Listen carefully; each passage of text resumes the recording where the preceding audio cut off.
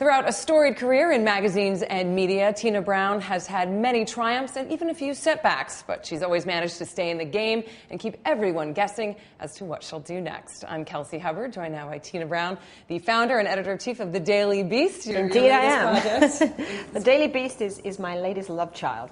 We launched a month ago, and we've had an incredibly encouraging and unexpectedly successful start, so we're keeping our fingers crossed it'll continue. And tell me about this quality that you seem to have. I mean, you know, we take a look at so many people losing their jobs right now, Wall Street, even in magazines, but you've always managed to take every triumph and enjoy that, but any setback you have and just pick yourself back up and get out there. I think my father, who was a movie producer, kind of taught me about just keeping going, because, you know, the movie business is about constant, you know, rejection and hits and flops, and you just have to keep going.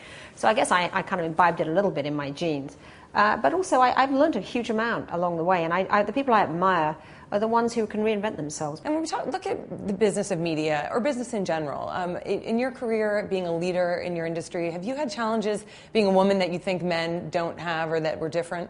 I think sometimes the way you're perceived can be aggravating. I remember when I won General Excellence for, I think it was either Vanity Fair or the New Yorker, but I was described as the sassy, frisky editor or something. And I just thought, you know, this really gets on my nerves, you know, because there I was, you know, publishing some terrific sort of, you know, high-flying journalism, and I could not imagine, I don't know, Walter Isaacson at Time magazine being described as sassy, or, you know, I mean, it's just the kind of slightly aggravating way you're constantly sort of talked about as a kind of, you know, in that way. But I mean, you know, I am not in an agony about it, because I just think the way to sort of battle that is you just keep going and you just keep on, you know, beating the boys at their own game. You talked about your father being an influence on you when you were younger. Were there other women that were very influential to you? Well, my mother primarily. I was very close to both my parents, but my mother was just such a maverick, in terms of a real maverick. That word has been, by the way, discredited recently. Yeah. She's just a great maverick woman. You know, she was very witty and insubordinate in every way in her life, and she kind of taught me to be irreverent, I guess.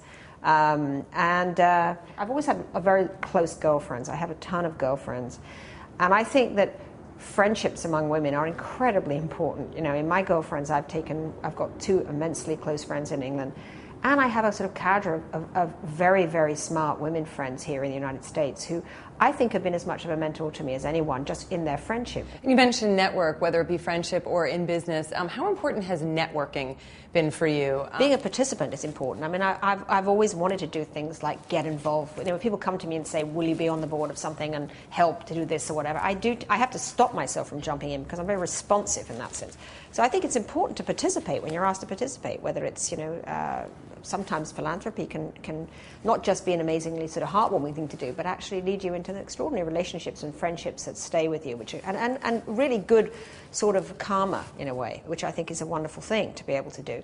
I actually think, though, that just simply reaching out to people, I mean, I know that I always appreciated it when things didn't go so well for me, when people wrote to me and said, hey, come for lunch because X happened. And I do tend to feel it's important to do that when people have reverses, to actually reach out to them, write to them, call them, and show that you're there, not just in the good times, but the bad times. And oddly enough, although you don't do it for that reason at the time, it does come back to be a good thing for you later. You know, if you actually show that you're someone who regards people beyond the business context, I think it goes a long way. Well, thank you so much for joining me. You. It's been a pleasure speaking with you.